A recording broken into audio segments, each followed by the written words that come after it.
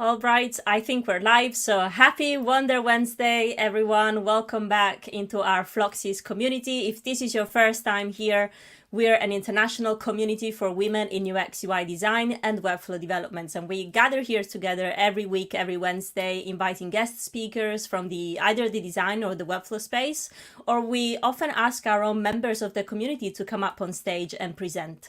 So that's the case of today. Today we have Veronica Picciafuoco. She's part of our community, but she's also the founder at Eldur Studio. And we're going to touch upon a very important topic in the community, which is how to ace your next Webflow Dev interview. So without further ado, let me get into the space so that I can introduce you to our guest and we can get started. Hi, Lauren. Let me know in the chat where you're joining us from or whether you're looking for a job right now, because this event is going to be really good for you, I think. So let's get started. Let's get into our Gather Town, which is where we host our weekly events. And let's join everyone else. Here, sorry. Okay. Alrighty, and we're live. I don't know how many people are watching right now, but I know that Lauren is watching, so hi Lauren. And hi everyone, welcome Floxies. Great to see you all here. I can see there's more people in the room because I left 5 minutes ago, and yeah, it's great to see everyone dropping in. I hope everyone's doing well today. I was just saying during the live stream that today's event is going to be really valuable for our community, because I know that many people in there are either looking for a new opportunity or they're planning to, but we're very fortunate because we're here today with Veronica, who owns an agency, and she's often in that position of having to interview people especially for Webflow development. And so what a better person than Veronica to come and teach us, how to ace our next interview. So Veronica, would you like to give us a little introduction on yourself, maybe a little bit of your background, and then we can get started? Love talking about myself. No, actually, no, thanks, because I feel like we don't do enough bragging, especially women. Thanks for being here. So yeah, actually, my background is a little weird, so I'll start with that. I've been in this in kind of like digital marketing business for a while. Like I've been in tech for about 10 years, although I was born in Italy and I trained as a lawyer, so I actually practice law. That makes me really good at contracts, which ended up being quite handy. But I've been in a completely different career for many years. So I worked for little startups as generalists, do everything. And then I think I got, a little bit lucky, a little bit I was good at my job. And I ended up working for bigger beer companies. My company was acquired by another company. And so I ended up working for actually companies that were public, so like in stock market. So that was fun. I had to work on some earnings call and learn how to work in kind of corporate America. And I hired a bunch of actually agencies to build websites and to do things. This was before Webflow was a thing. So this is more traditional web development. So I was familiar with that. And then I always had this itch that I wanted to do things by myself, without being dependent on developers. So I got really into no code. And then after I left my last company, which was Amazon, I was like, I'm gonna just do no code. I think I'm not technical, but I can be dangerous enough. I know what people want, so I'm gonna just do it. And then I ended up kind of my agency life. I worked for one of the premier no-code agencies at the time. Now they specialize in Webflow. They're called 80/20. They're one of the, I think, 10 enterprise partners. So I worked for them for more than a year, and for a bit of a time, I was the manager there. During that period, we got a lot of projects. I got a lot of opportunities to interview people. I think we did something like 20 Webflow projects in 6 months. So we were working with multiple developers. So maybe you don't know this, so I'll make it very explicit, but it's very common not just in no code, in every agency, especially web design, to have some people full-time or even part-time, and kind of when you have a lot of work, to outsource. So actually agencies interview a lot. But I also interviewed like Webflow developers as a marketer, so as an end client. And I think a lot of companies tend to do that. So especially when you're a freelancer, you interview for agencies if you're looking for like a steady partnership that gives you contract work. But you are actually, if you bid on projects, you're going to talk to the end client. So you might talk to, if you're looking for a agency job or like a client job, it doesn't matter. Like you might talk directly with clients. And then as Claudia mentioned, then I started my own thing, and I don't specialize necessarily in Webflow, although I would say 50% of what I do is Webflow. I do design and development, so both. But I feel like a lot of people, especially are, want to specialize in Webflow Dev. You are a designer, you want to learn to do dev, and especially, I think Webflow is starting to become very, very popular. So if you're learning Webflow development, I think it's good. There's a lot of demand. I think there's a lot of the resources, so it's relatively easy to pick up. And if you're a designer, it's a great skill to have, even if you are not a full-time, if you want to keep like your designer hat, just knowing how things are done on Webflow is super important.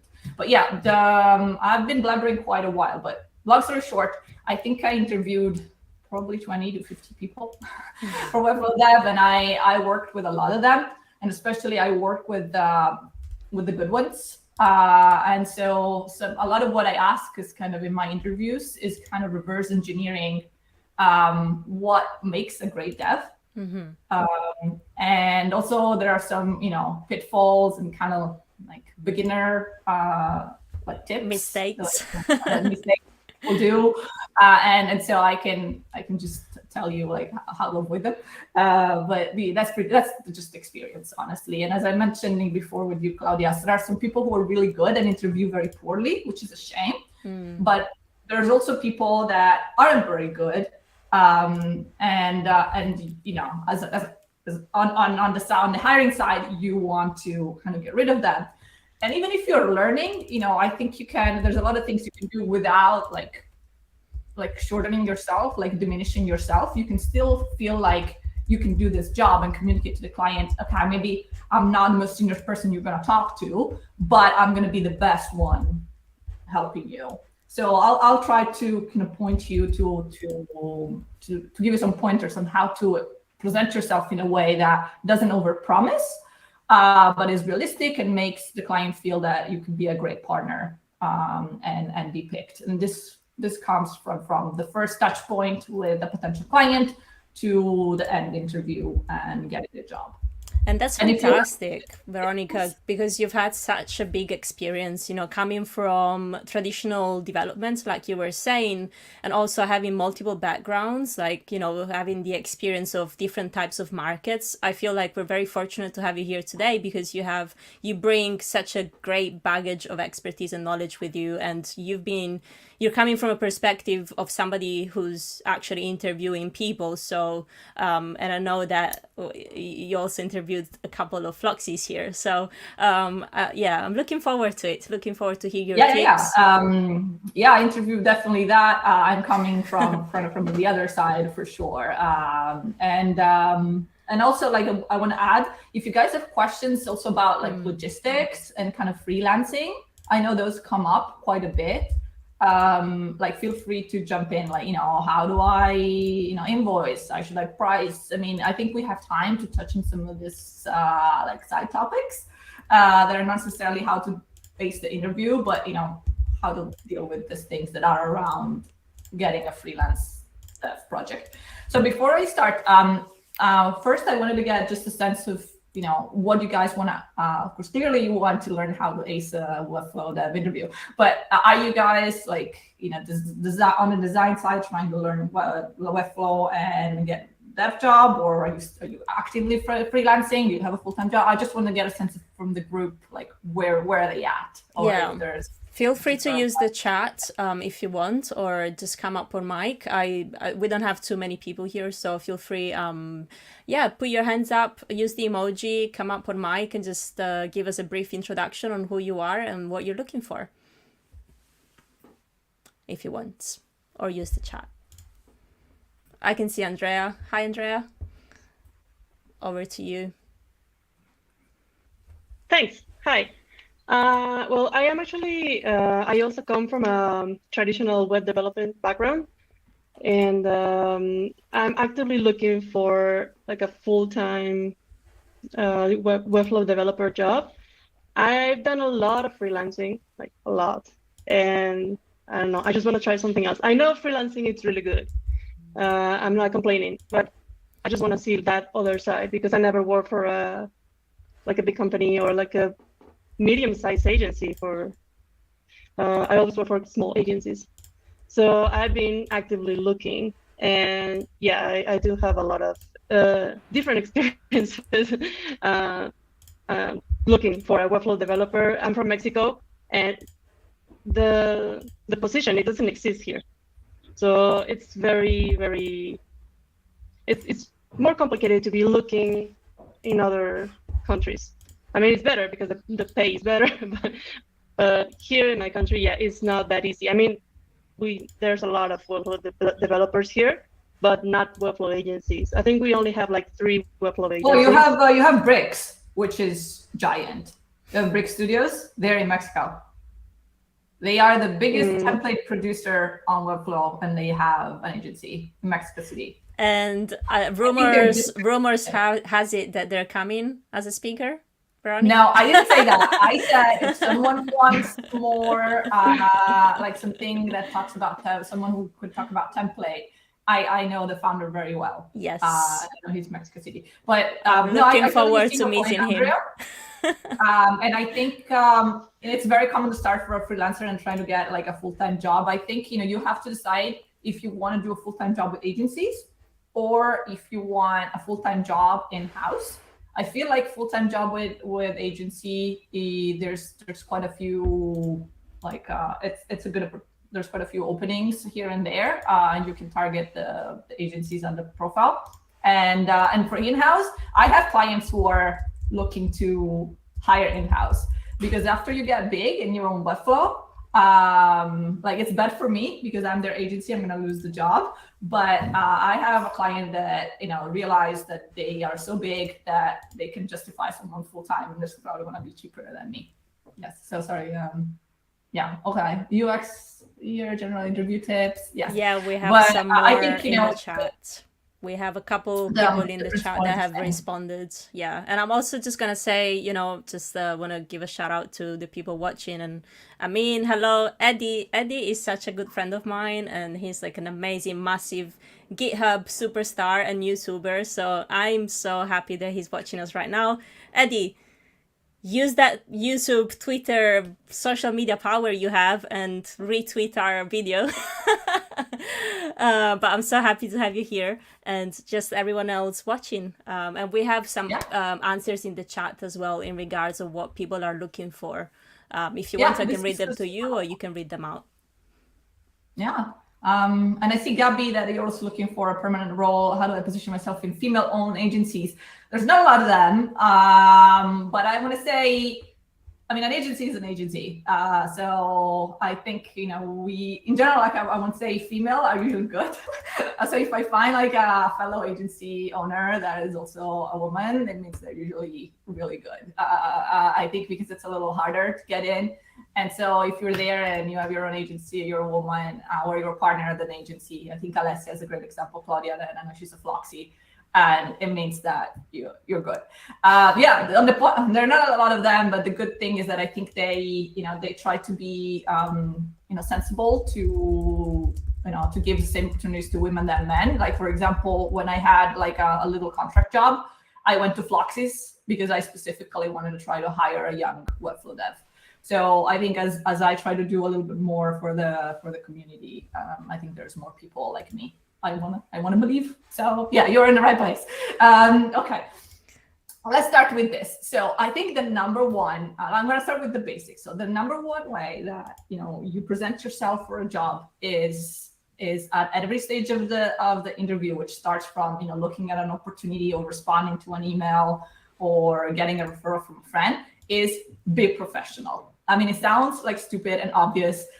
So let's go a little bit deeper, because these are number one mistakes that I make. And for me, these are all red flags. Like anybody who doesn't do that doesn't get hired. I'm not going to go near that person, because that person is not a professional, and I want to work with professionals. And Veronica is dead serious. Just that's to distinguish amateur from professional. And honestly, it's like there's no gray. Like you're black or you're white. And you can be, by the way, not good at Webflow Dev and still be a professional. And I think that makes you better than someone who's not professional but good at Dev. So let me ask you, what do professional people do, in your opinion? Like, what happens when you interact with professionals? Mm-hmm. What do they do? Curious to know. Gabby? Came to my mind is professional people communicate clearly and effectively. Absolutely. So that's a great one. They communicate clearly. So let's assume you get an email. So a lot of time I get responses that are one-liners. They don't even start with a hello. They have typos. And I think it's fine if English is not a first language, but there's so many correctors out there that is like, there's no justification for a badly written email. So even, so I always ask people, like, when you bid for jobs or reply to clients or in every communications, is try to be as, just start with good English, and then be very concise in the communication. Just don't overwrite it, like keep it short. And I think there's one thing that is related to this, which is if I work with professional people, they usually don't write from Gmail. So especially people who are a freelancer or just getting started or students, just get yourself an email that is not Gmail. Like buy a domain, buy $12 with G Suite to get it. Make that investment, because the client, if you write from a Gmail or especially in-house, they're just not gonna think that you are what you think you are, if you're not a professional. So if you say I'm a professional web developer,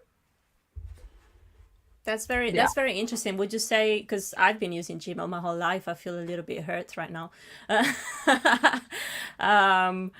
That's good to know. The only exception that I can think is if you're looking for a full-time position in a company and you apply for a job, for a full-time job, then I think you can use Gmail, because then people would think, oh, they're using Gmail because they don't want their employer to read the email. So they're going to use their personal email to apply to this job. I see the difference. So if you're establishing yourself as a freelancer and you want to have, your own kind of, not an agency, but just work as a freelancer, as your own entity, you should have a professional email. Yeah, 100%. Okay, I see that. Okay, cool. Yes. The other thing that I would say, any other ideas actually of what makes a professional person? So communicates clearly, concisely, good English.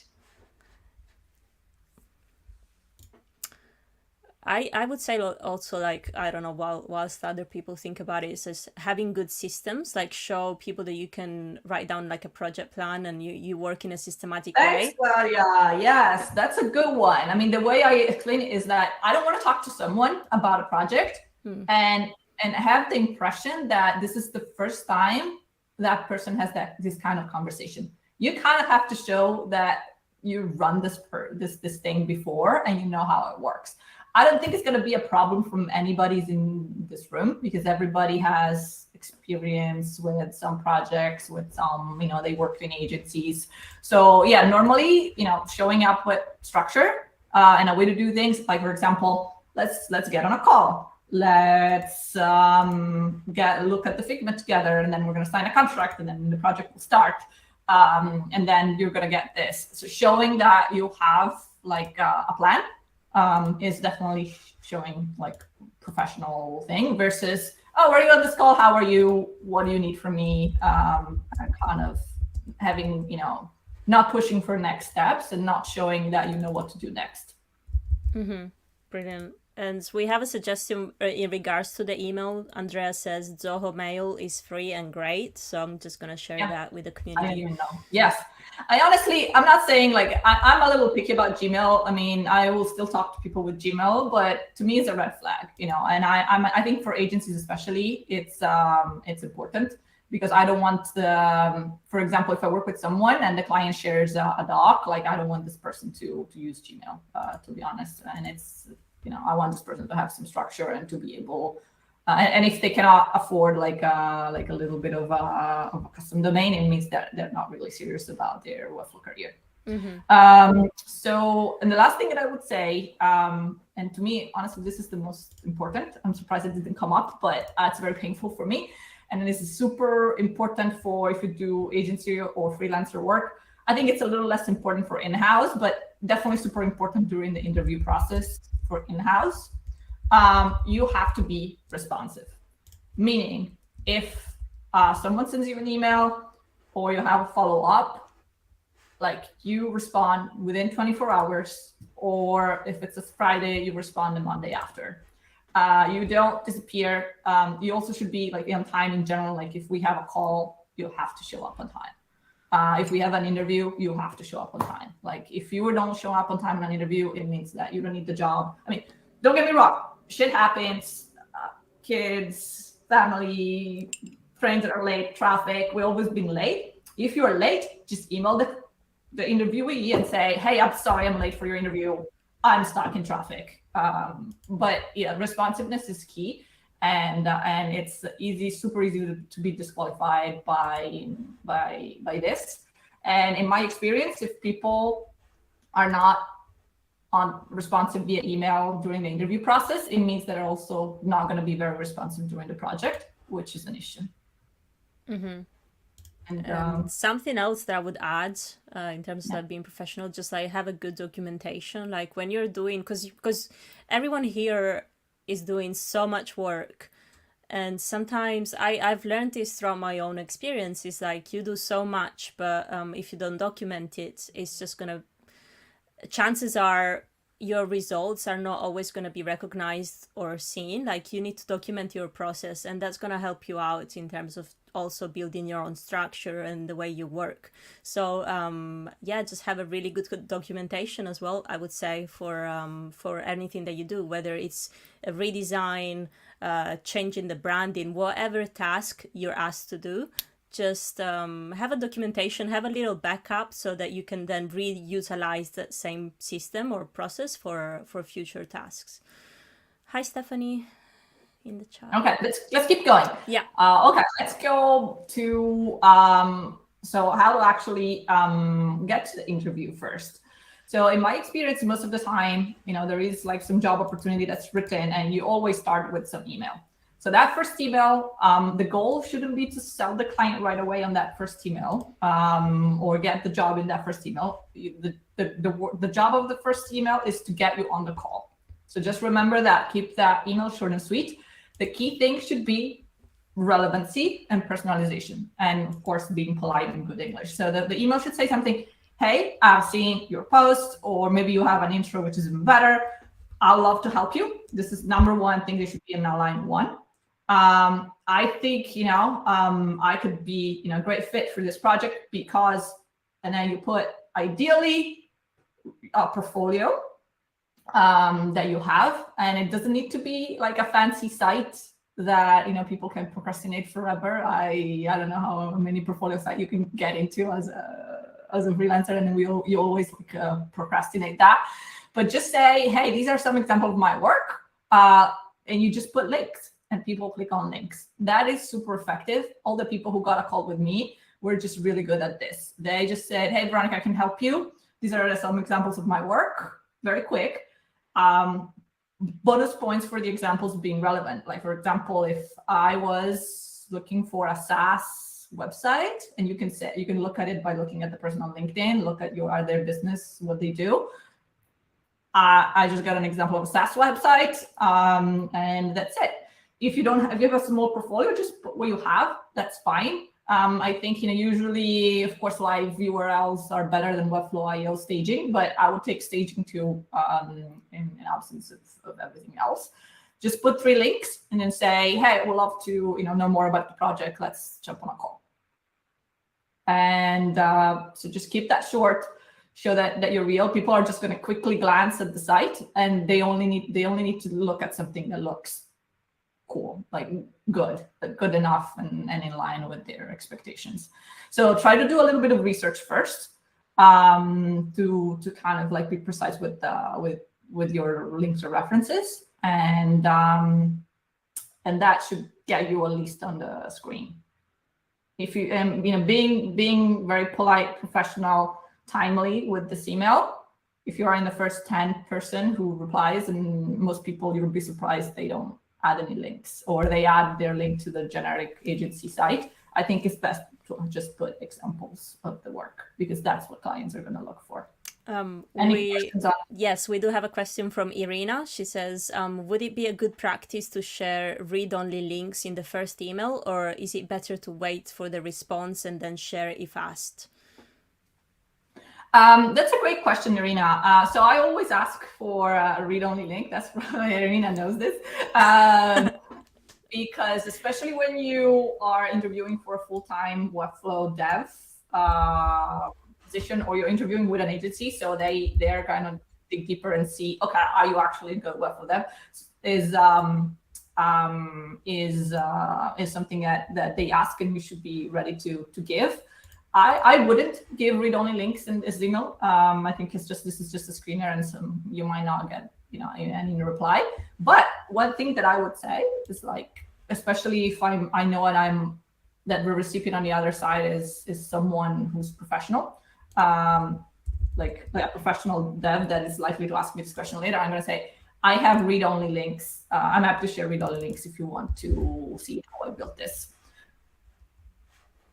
So that, I think, accomplishes a couple of things. It doesn't overwhelm the client of being thrown to a Webflow environment. They might not be savvy at all, but also shows that you're not afraid to show your work, and you're Yeah, thank you. That's what I thought, that probably the best is just tell that I'm happy to share, but it will be too overwhelming for first email, straight away, like, look at my work. That would be great points for me if I see proactively share read-only links. It never happened to me, right. But it also happened the opposite. So I asked for a read-only link, and the Webflow dev didn't know how to give it to me. So that means that you're not a very good dev. Okay, thank you. Okay. Awesome. All right. So any other question about the portfolio? I mean, as I mentioned, don't be stressed about not having a lot of examples. If you don't have real examples, you go with concepts. And relevancy is better than just generic links. I think I do see a hand up. Andrea, is that from earlier, or yeah, you got a new question? Sorry, Megan. No, I did have a question about the portfolio thing. So, as different as the UX design portfolio, you have to put up your process and why you do this and why do you do that and everything. As a Webflow developer, do you have to do all? I mean, you don't. I mean, you do have a process, but you don't have like all the links, research and stuff. Just put links.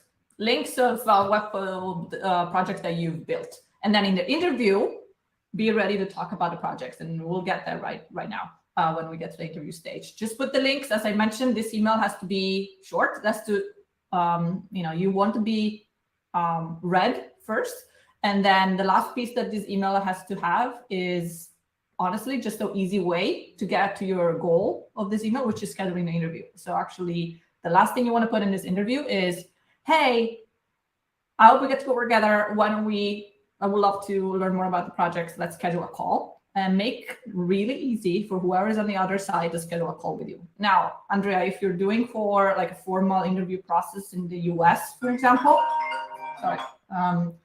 they are going to call you back and a recruiter is going to schedule things with you. So you don't have to do it if you're applying for a full-time job in-house.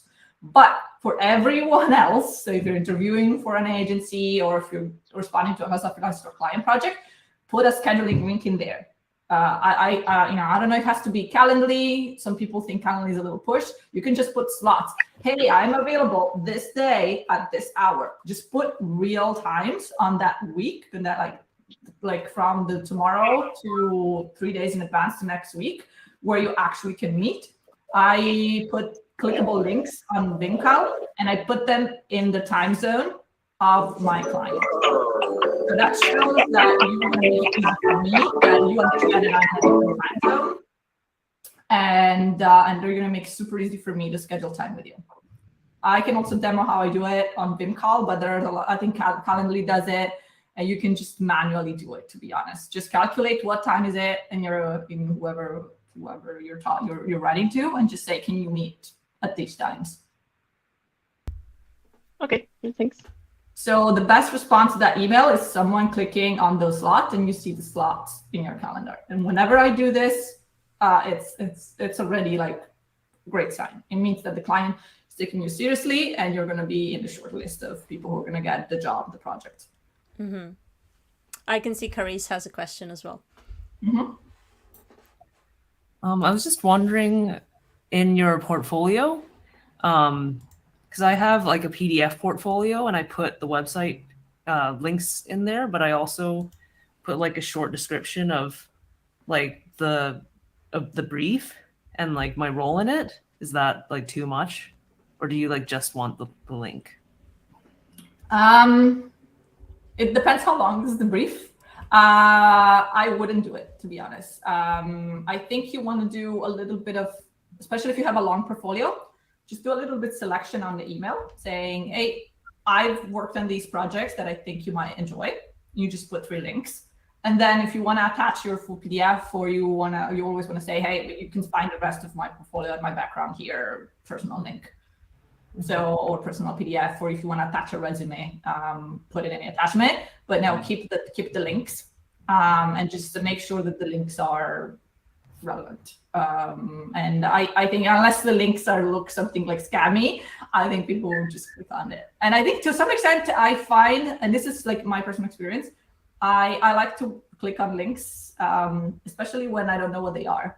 I'm like, oh, company yada yada. What is this? Let me click and then see how this website is. Versus if you tell me, oh, beauty salon landing page, I'm like, oh, I don't want to see it. Yeah. Beauty salon. I'm not going to click on it. You know what I mean? So you never know. That would be my recommendation. Great, thank you. Not a big difference though. Okay, so let's move to the actual interview. So of course, you're going to send your portfolio. Be prepared to discuss the portfolio in the interview. So in the interview, number one thing, be on time. Usually, the other person that wants to hire you will lead the interview, but absolutely prepare it. And by preparing it, well, actually, what would you do today to prepare a Webflow Dev interview?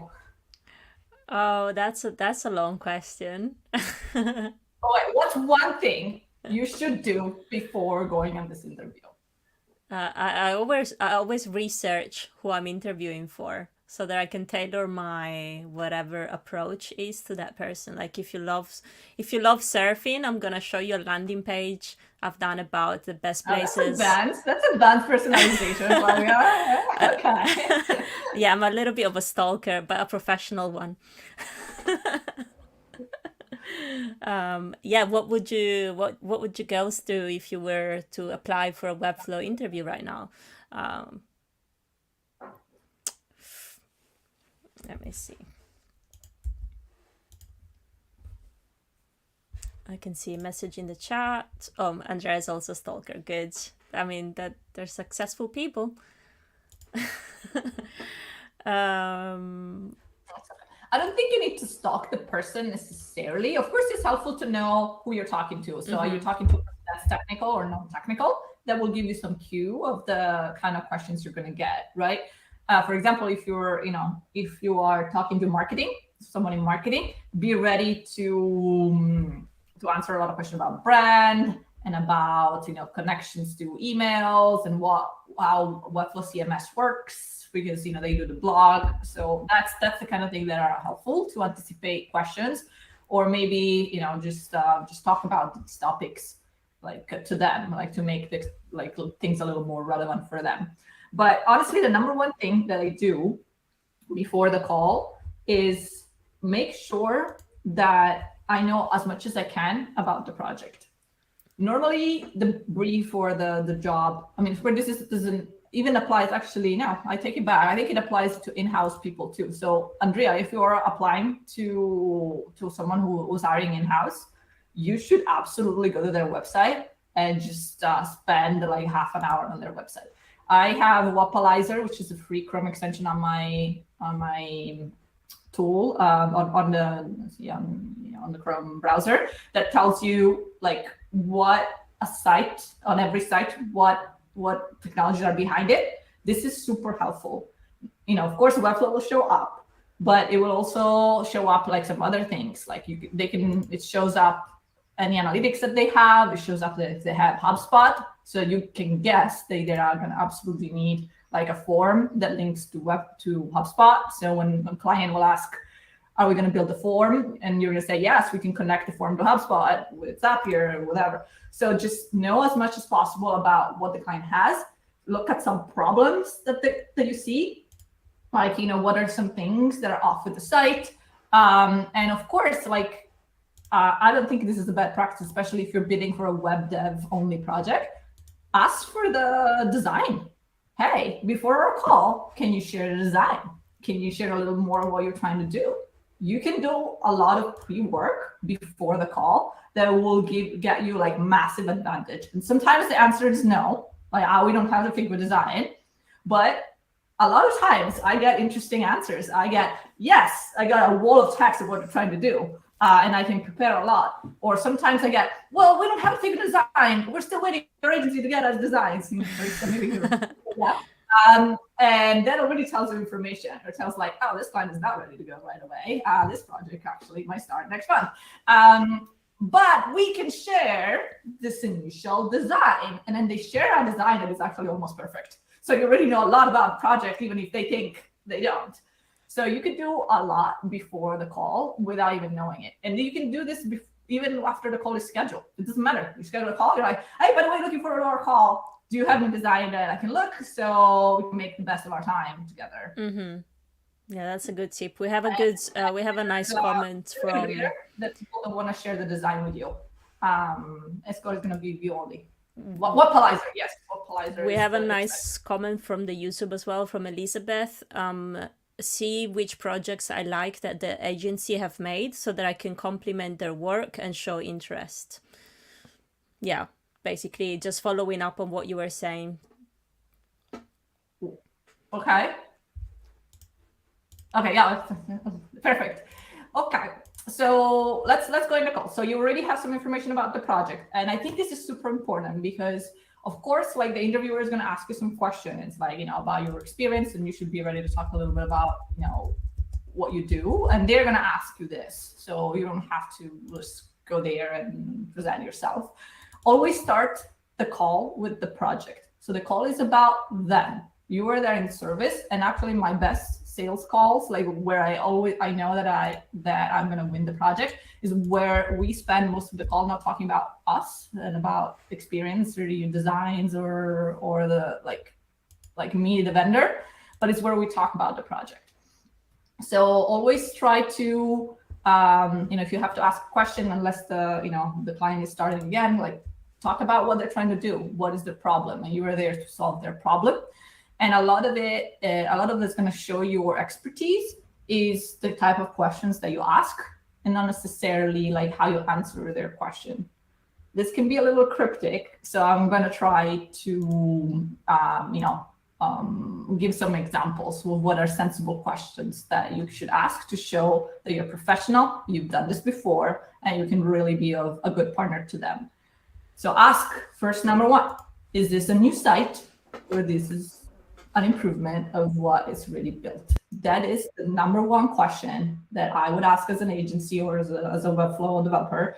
And I think it changes massively the experience of the Webflow developer. If I have to start from scratch and I can do whatever framework I want as a dev, it's going to be dramatically different than if I have to start from a template or I have to start with something that another freelancer or multiple freelancer had done. I don't know if everyone has experience or stories that share, but I think that's the number one question, and it can also help the client like bubble up, some of the things that they want. They will have a job for you, but try to ask more questions about what is wrong with the current site, for example, or what do they expect from the new site? And if it's a new site, ask questions about the design, ask questions about the branding, ask questions about animations, about the stuff that they expect. So they know that you're thinking about this, that you've done this before. And of course, this gives you information on how to price for the site, for example, for the project, not only if you want the project or of course, or how to bid for the project. Mm-hmm. I'm going to pause here because there was a lot in what I said. Yeah, feel free to, keep putting your hands up if you have any questions at any time. But yeah, something else that I was doing when, throughout my many phases of my life, when I thought that freelancing was good for me, I would go and look at current websites and, as you're saying, identify what I thought, wasn't working too well and what was working well, and just like write down the analysis of that and then reach out to the person and be like, hey, I just looked at your website and here's my personal, opinion on some improvements that your page could have, and it could lead to these results, blah blah blah. And sometimes I would get really positive responses being like, oh yeah, that's a good point, and would you be able to do that for us? And then you as you're saying, depending on how many features or how many improvements they would like to add, then you can price that. But there's different approaches on how to find those opportunities. I think for design, I think your approach might work. Like, people are thinking for ideas because they need your design help. If you're looking at Webflow Dev, means that there is an idea of the design, or sometimes there is even like actually a very strict idea of what things need to be built. So actually what the client wants might be a little more nuanced. I think what probably is most relevant is CMS. Like, for example, the client don't understand Webflow CMS very well. When you say collection, people get very confused because it has like a specific meaning inside Webflow that people don't know. So people don't realize that the whole Webflow is a CMS and you can change anything inside it. And they're more used to WordPress. So I think what's helpful is actually asking questions like, well, what content are you going to need? Is your team going to need to, modify, turn into a template that can modify by editor? Because you can even say, hey, by the way, in Webflow, you can change any copy, as you might or might not know, just to get a sense of who you have in front. But, you see a page in Figma and you don't know if you have to build it as a collection in the CMS or not. And there's a lot of things that you can say, and it can make the development massively more complex or less complex. So you can say, hey, do you want this as a CMS? Like, I'm gonna do like something super simple. Like, you see a landing page, there's a string of logos. You can put the logos as assets and forget about it, static page, done. Or actually, maybe not. Maybe the client expectation is that their team needs to be able to put logos with names and things, and the logos actually show up in multiple pages.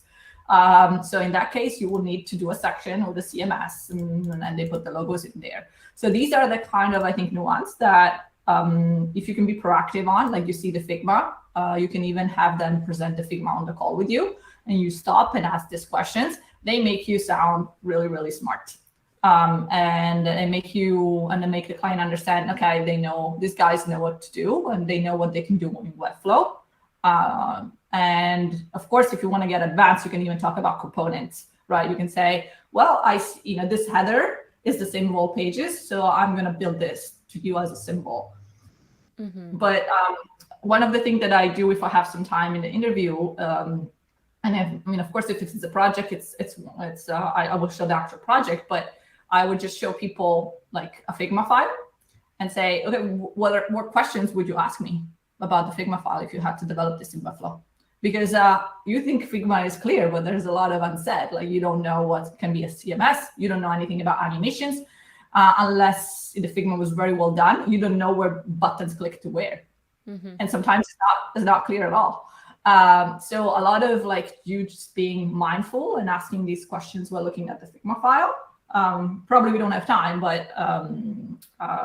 it's we have about 10 minutes left. Yeah, no, I want to jump on the questions right away. So actually, let me share my screen, but let me know if you have any questions on this. So I think a lot of you want to spend a lot of time in this interview talking about the project and asking smart questions about the project. You don't want to spend a lot of time talking about your past projects or talking about you. Except, responding, of course, to questions when you're asked. Okay. Let me share my screen real quick. Let me know if what is the heuristic evaluation? I have no idea. I think is when I was talking about giving them my heuristic evaluation of their website. Okay. Do you see my screen? Yeah. Yeah, so this is like my secret list of questions that I ask. And I usually get to ask all of them. But so when I'm the interviewer, of course, everyone screenshot right now. No, I'll send it to you guys. It's okay. I think agencies should pay for this. So I might do like a paid version for the interviewers. So yeah, you can see something we talk about with Great English. They can credibly claim experience, backed up. If they say I have 10 years of experience, then I expect you have a long portfolio, right? And if you have Webflow certification, I think especially if you're young, you don't have a long portfolio, I think that counts, right? So I would ask, are you certified, or how did you learn Webflow, right? So I always check the responsiveness of the portfolio. So I will actually check the responsiveness of your portfolio. So I will look at the sites on the mobile or try to resize them. And if they break, it means the portfolio is bullshit. And of course, I value more like real live projects than Webflow.io links. I do ask for read-only links, especially if I'm doing the initial screening. When I ask the read-only links, I look for this stuff. I examine the structure and check for unused classes. And especially if I look at the name of the classes, this tells me if you're doing a bunch of copy paste or you actually have a system to build. That really makes a difference between like a solid dev and someone who just might be like good at design wise, but is a little junior in building things. SEO police, like seeing if you actually correct SEO issues or not, if you have headers properly ordered or not. Feel free to interrupt me at any point. I don't see the screen anymore. So yeah, don't worry. I can let you know if there's questions popping up.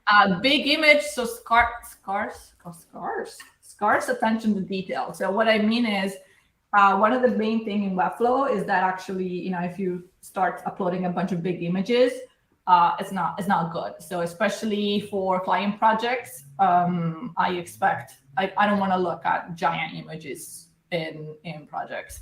And attention to detail is something that's really hard to check on an interview, but it's something that I think, I try to always look for. I'm not disqualifying people just because, they haven't optimized the images in your portfolio projects. I probably am guilty of the same thing, but it's something that I look for.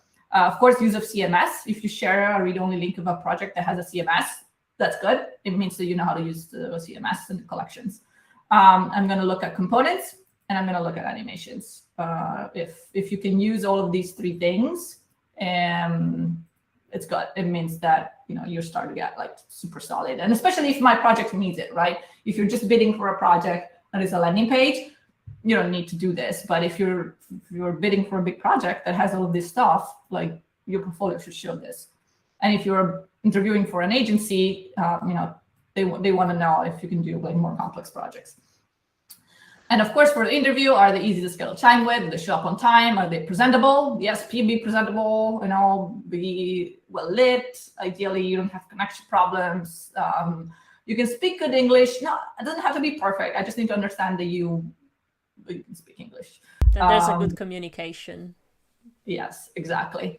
Okay, these are some of the actual questions that I ask. Not all of them, but these are some of them. This is really, if I cannot, this is like beyond the projects. I don't have specific projects. I'm really just trying to stress test how good you are if you're not bullshitting me. What are some limitations of Webflow you encountered recently and how you overcame them?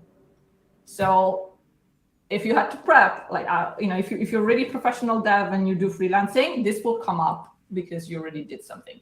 Otherwise, you should prep with something. There's always a limitation on Webflow, and actually a lot of people have a good answer to these questions, but I don't know, I'm asking, can someone reply to this question for me today, now? What are some limitations of Webflow? Andrea? Now you.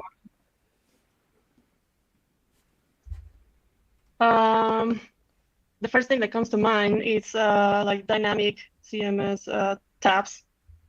Okay. I will use pins with attributes for that.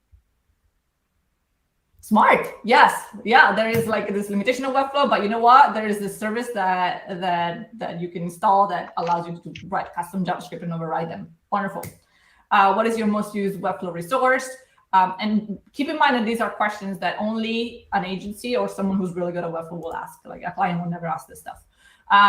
When you build a design from scratch, do you prefer building from scratch or use libraries or templates?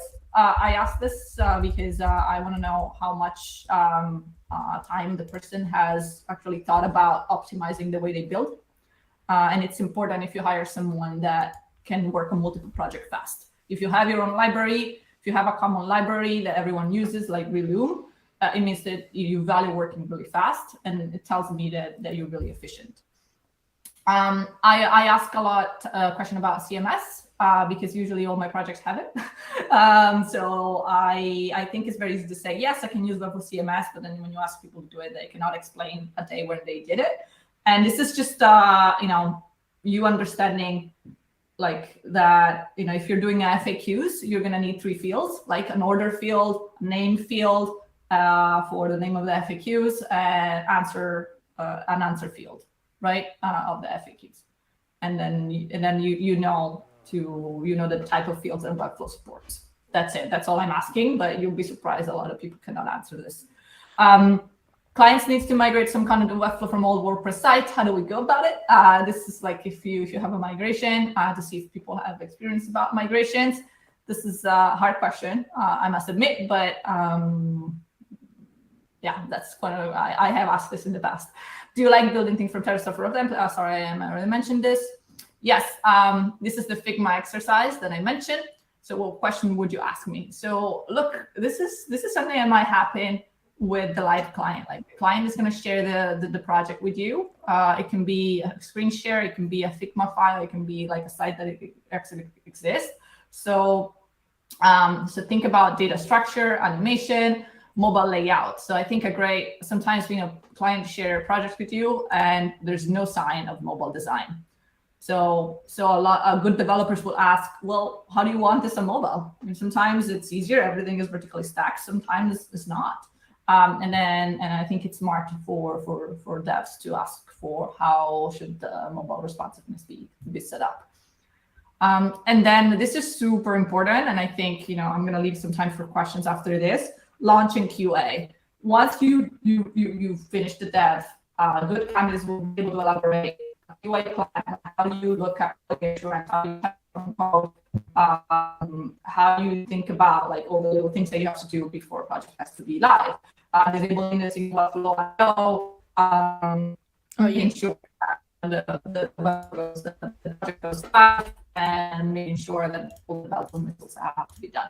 Okay, I'm going to pause because I don't think the work environment stuff are super helpful. One thing that I would say is I do ask this question about how do you think about your current agency, just to fish for a mistake, which is crucial. Never badmouth your current employer. You're looking to leave, so clearly you're not happy, but just don't throw them under the bus.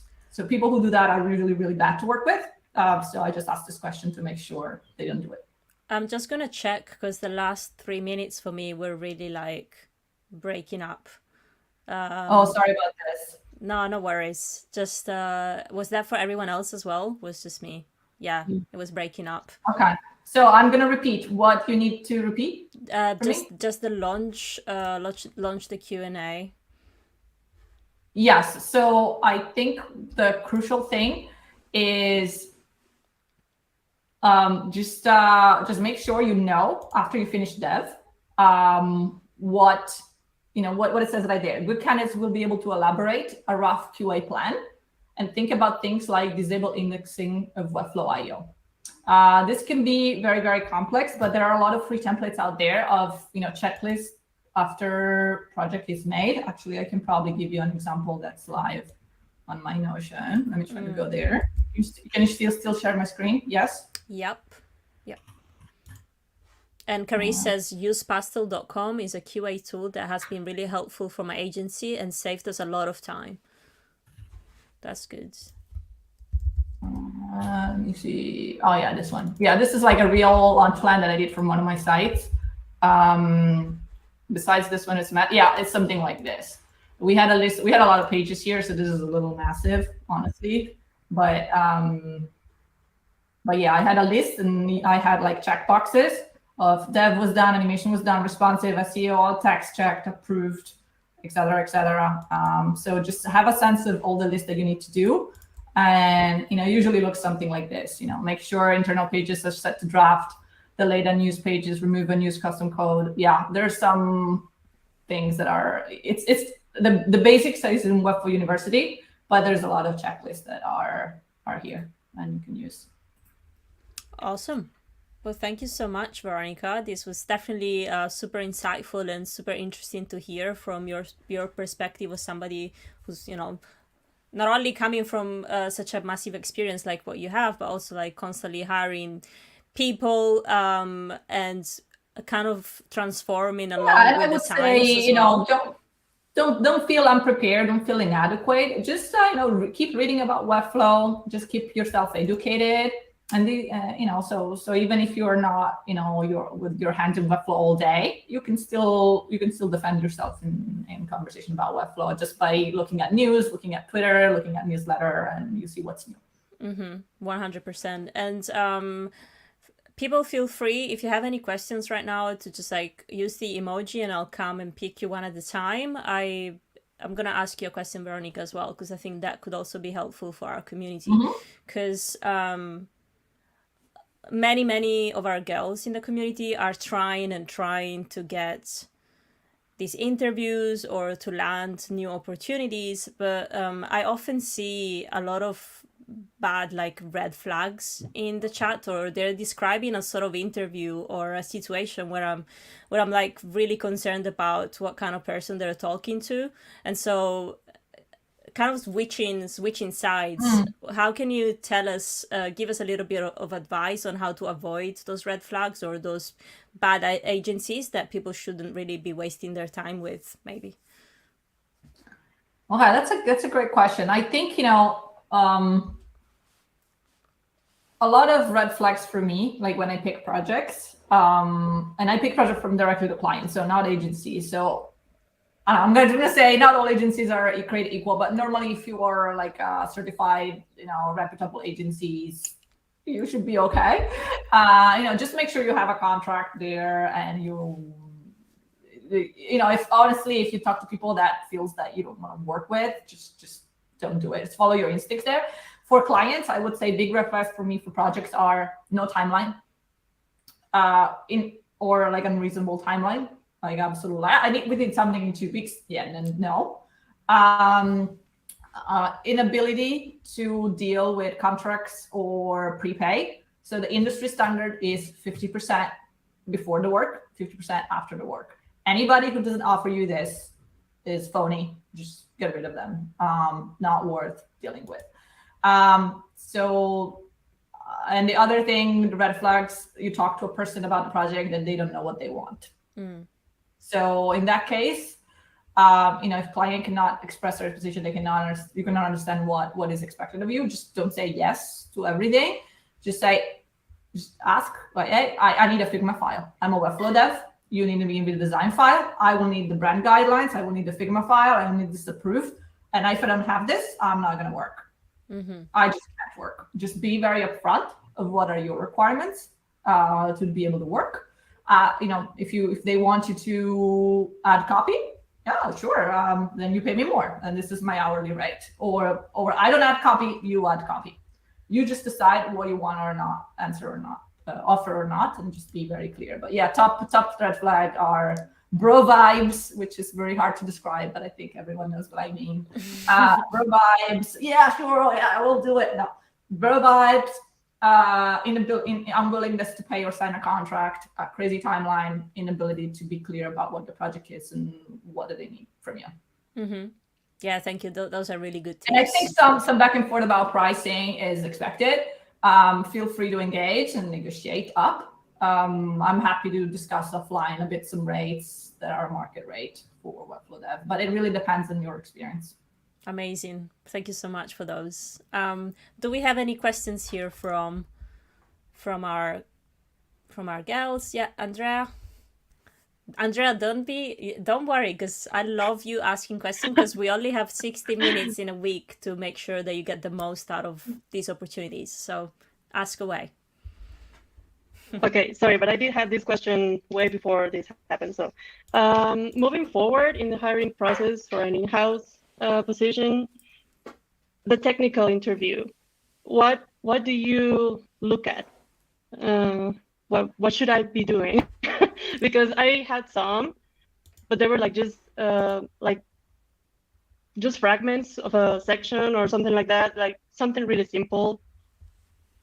What do you mean by technical interview? So a lot of people in a technical interview, they will a little go deeper and ask a little bit, how do you build this site? Show me the read-only code. How would you do this? But, are they asking you to write code in this interviews? No, let me rephrase that. Technical challenge, like share your screen and do something. Oh yeah, okay. like a practical task. Like a practical thing? Okay. What are they asking you to do? Like it's very rare, by the way. I don't know a lot of people who do this. I've only had 2 of them. So yeah, it's like they give you a Figma and just build that. Okay. So like live build, like in the conference. Well, you're on your own. I think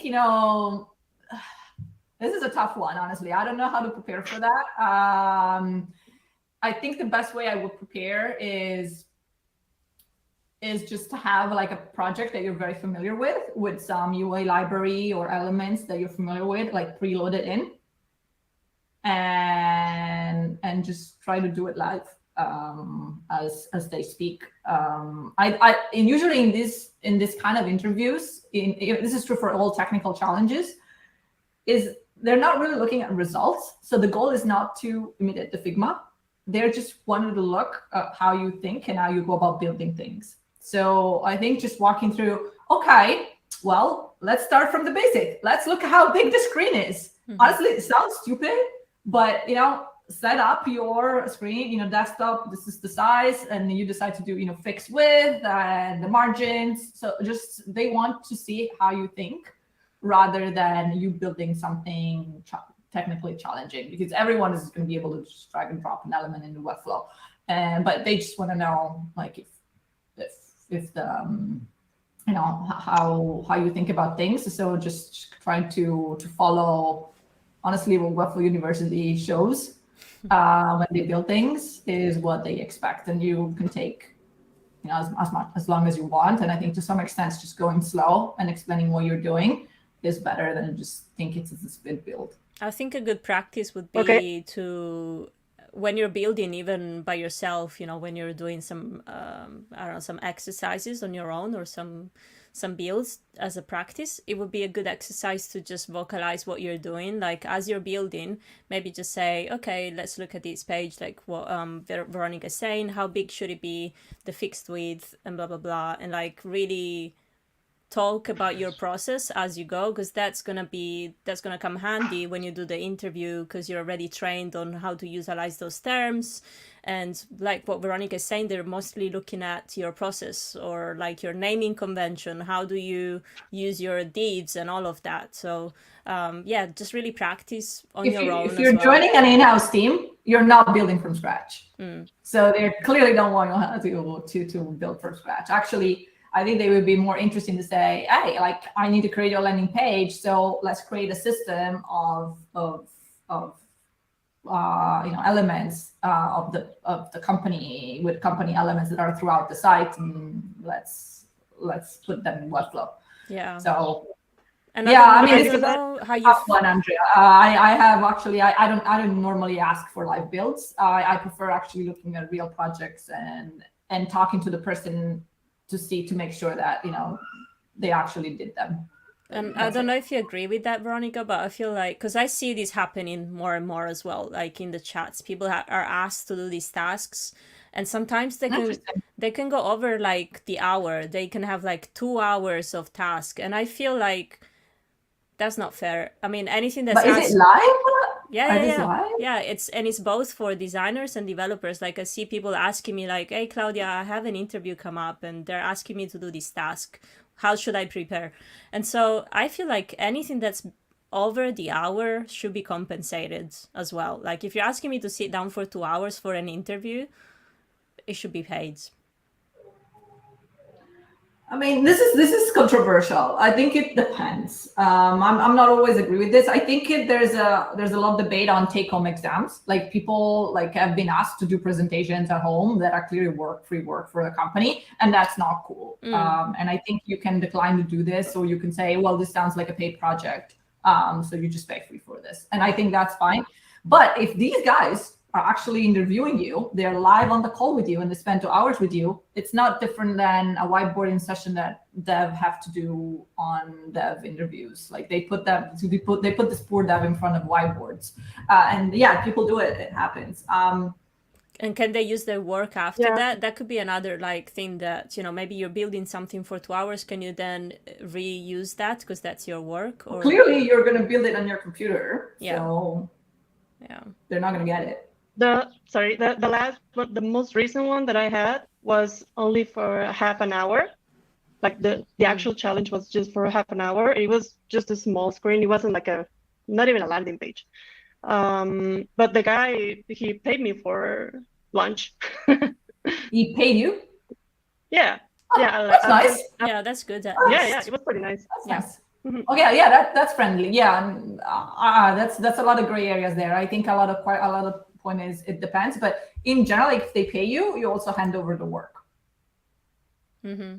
Yeah. Yeah, actually, I had to duplicate the project and send it to him. Okay, yeah. See, like I think in that case is fair. Like if you ask me to do like for screen sharing and I'm doing something on my computer, it is mine. Like I'm just showing it. I can make my way on Webflow. 100%. Yep. And that's interesting about like this new like technical challenges thing popping up. I don't ask them. I 80/20 never ask them. But I guess it's getting more popular now that maybe some of these positions are a little more technical, or they're just trying to screen people. Yeah, I'm having another one next week. So and I'm not sure what to do, because I know the last one it was like a more for speed. They want to check my speed. Okay. But because it was paid by the hour and blah blah blah, no. But the next one is not. But do you know what it is? So how do you know it's a technical challenge? Because they shared with me from the beginning the hiring process, and so it's actually, I don't know if you remember, Claudia, that I had a UX challenge like a couple of weeks ago. Yeah. And I mean, I do know UX, but I'm looking for a Webflow dev, but I did it anyway because it was also related to Webflow. And the interviewer and we just got along really well, like really, really well. And she was very honest with me, and she told me, I don't think you're gonna like this because it's more design and less development. So at the end, we didn't do the challenge, but they actually contacted me again this week. And they say, hey, we do have a Webflow developer position now. Are you interested? And like, yeah, sure. So I didn't have to do like the previous interview because I already done that. So they told me, okay, I'm just gonna send you over to the developer lead, and you're gonna do a technical challenge next week. Since you have this human rapport, I'm going to say, and you know this company, and they're clearly liking you because they're reaching back to you, I would ask and say, yeah, what can I expect from a technical interview? Since I know Webflow is kind of new, so yeah, what is? Can you tell me what you guys are gonna do? Yeah, I agree with that. If you have that good relationship with them, maybe just be very transparent, like the same way that they were with you, and just say, "I'm looking forward to the technical challenge next time or next week. I don't know when you have it, so that I can come better prepared." Are you planning? Just even say, hey, can you share a little bit more about what the technical interview entails? Yeah, or just like, are you looking at specific features for me to showcase, like the CRM or whatever? Yeah, because it can be very blurry because you don't know. I mean, I usually use client first, so am I supposed to use it or just do it like that, or and are they expecting me to do all the breakpoints, like responsive or not? Or it's I wouldn't worry too much about this, Andrea. Just ask, saying, hey, I normally use client first, and say I use client first because X, Y, and Z. It's a system that allows you to do this, and then they're gonna say, yeah, use whatever. That's my guess, because they just want to say out. I mean, just the fact that you ask yourself the issue, I'm using a frame, means that you're a good developer, that you know that when multiple people are in the same system, it's important to work on a shared framework. Yeah, that's really good. Even the breakpoint question, ask. Yeah, by the way, yeah, we can, there's multiple breakpoints in Webflow. What should we work on? Like, how you guys work across breakpoints? Just be very candid about this and try to be confident. I mean, my guess is that the developers is also like, I don't think they overthink this exercise very much. So the guy must just ask him what is on the top of his mind. Yeah, and they can be impressed by the fact that you're asking these questions. So because you clearly know and show what you're talking about. So yeah, my guess is that I think developers in general get very respectful about the other developers in Webflow doing things in different ways. Like I think some people use REM and some people use pixels.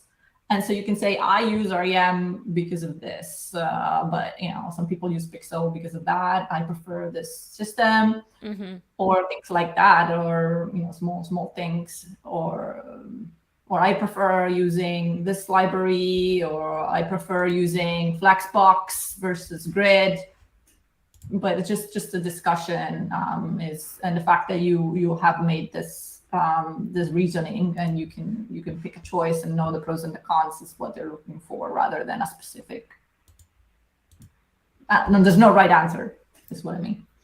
But definitely ask. Great, thanks. I will ask. Thank you. Definitely ask. I agree. Yes. So at least you feel less stressed about it. Awesome. Well, I think we're past our time. So Veronica, thank you so much. Thank you so much for being here with us today. Absolutely loved your I'll send you the list of questions, Claudia, so you can share with the team. Please do.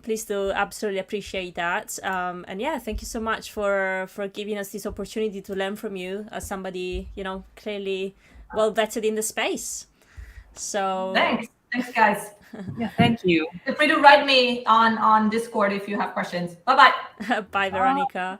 And for us here next week, actually, we're going to be exploring how to use Instagram to grow your online presence so that you can get the clients and the job that you're looking for. And so to present this beautiful topic will be Redona Dida. She's got over 100,000 followers on Instagram. She's a designer. And so, we're very lucky once again to have such an amazing speaker. And she will, just to tie up to this conversation that we had today in regards on how to get prepared for an interview, I thought it would be really important, especially nowadays in a time where social media is so important, and your personal branding as well. I thought it would be really valuable to have somebody, an expert like Redona, to come and show us how to make the most out of our social media. So stay tuned. That will be our topic next week. And for any other questions or just our day-to-day chats, our Discord is always there. And so, yeah, I'll be looking forward to seeing you girls. Yay. All right. Take care, Thank you so everyone. much. You're very welcome. Bye-bye. Have a fantastic evening, and I'll see you. Bye, bye, see you bye. soon. Bye bye. You too. Bye-bye.